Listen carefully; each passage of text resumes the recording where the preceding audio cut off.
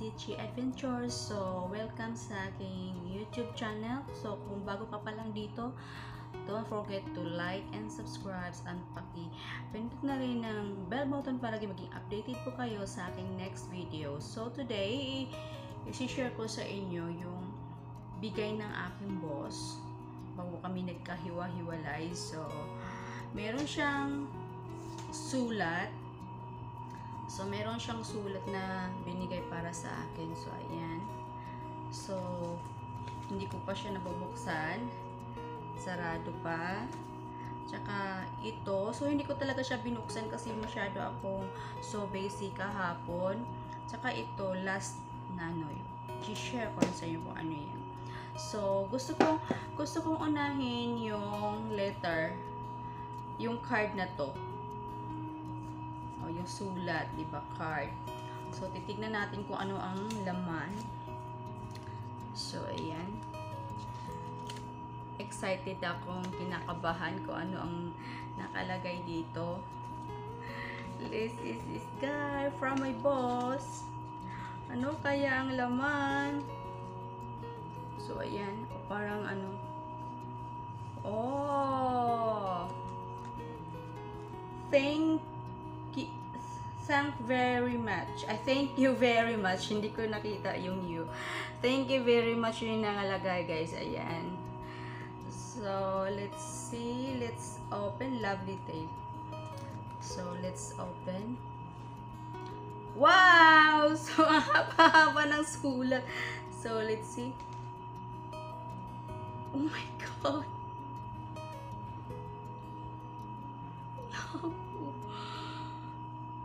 Ang boss ko po ay isang Chinese, puro.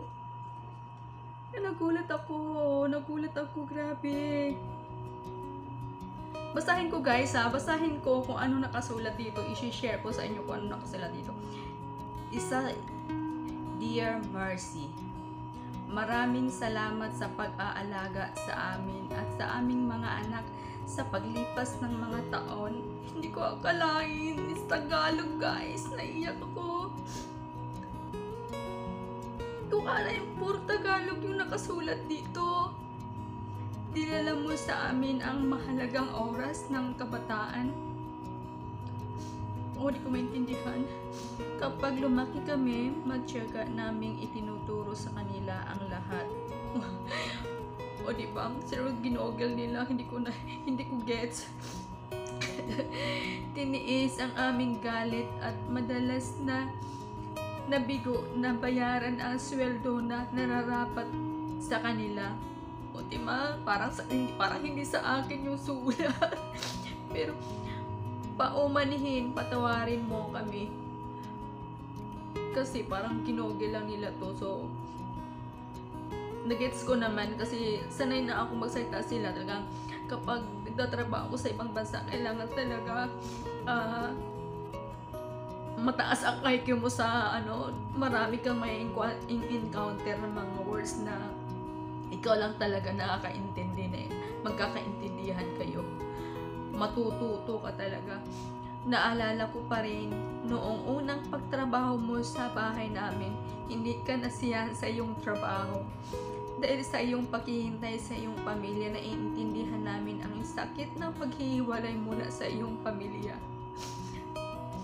Nalampasan ang mga paghihirap at nasanay dito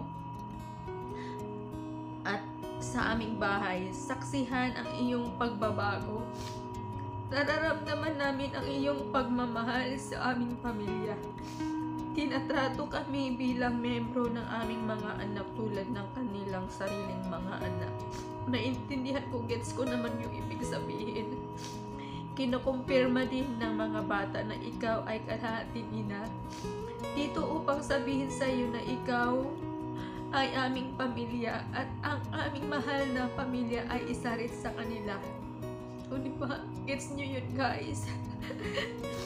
Sa oras na ito na nagawa mong kompleto at masaya ang aming pamilya, nalutas mo ang maraming mga problema sa amin.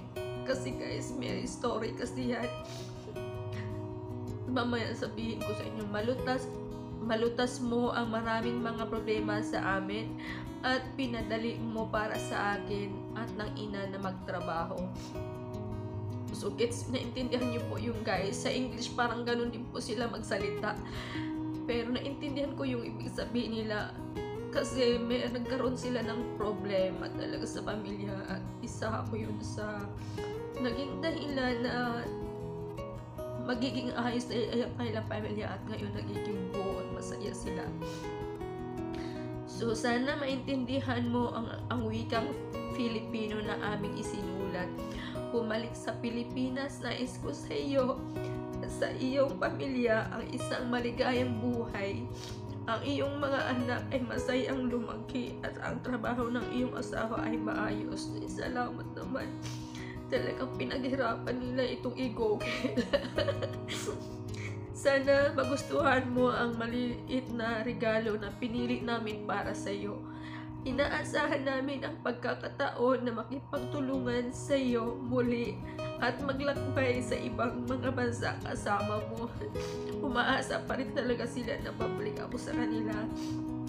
So hindi ko pa alam talaga. Salamat ulit sa pag-alala mo. Sir Gamgam Katkat. Thank you so much sa mga bossing ko. Talagang nagulat ako. Puro Tagalog talaga siya. Naiyak talaga ako. Nag-gets ko naman kahit na alam mo yun. Di ba?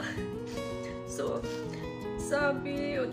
Kasi laging late ko yung sahod ko sa kanila. Kasi humingi sila ng tawa dito na laging saan nababanto yun. At madalas na bigo na bayaran ang sweldo na nararapat sa kanila daw, nararapat sa iyo, nararapat sa iyo dapat, di ba? Pero gets ko, paumanhin patawarin mo kami. Ayun, so wala tayong magagawa kasi laging delayed talaga. Akala ko kadidelete, mabubutis ako kadidelete sa sahod. Yeah. So, ito na guys, ito yung hindi ko talaga ito binuksan. Ito na yung pinili nilang regalo na para sa akin. So, ano kaya? It's it's so beautiful. It's just a bracelet. Thank you so much for this. Thank you so much. I'm so happy. Kahit naman hindi ko na-expect na bigay nyo sa akin to. Di sana kung mapanood nyo to dahil nakasubscribe kayo sa aking channel. Panood nyo to, i-upload ko. Sorry, pero i-upload ko talaga to sa aking YouTube channel para magiging alala memories natin. So, ito yung binigay nila last Christmas. So buo pa rin siya guys. To share ko lang sa iyo ito. Alaala na binigyan ng boss ko sa akin. Isang Prada. So, ayan. So, hanggang hindi pa siya open na talaga. So, ayan guys. Ayan. Oo, nakailan. Balot na balot. Paiyak niyo ako. Ayan, isang wallet. Sana may dollar. Thank you so much for this. I'm so I appreciate it. So empty. By the way, thank you sa aking posting. Talagang pinaiyak nila ako today. So kahapon so busy. Thank you so much for the gift. Thank you so much na magkaroon ako ng pagkakataon na magtrabaho sa inyong pamilya. So ayun, nakaiyak na ako kasi for good na ako, pero umaasa pa rin sila na babalik ako. So tignan natin after 1 year. So thank you guys for watching. Sana nag-enjoy kayo. Kung umiyak ako, kung naiyakin pa kayo. So thank you so much for watching.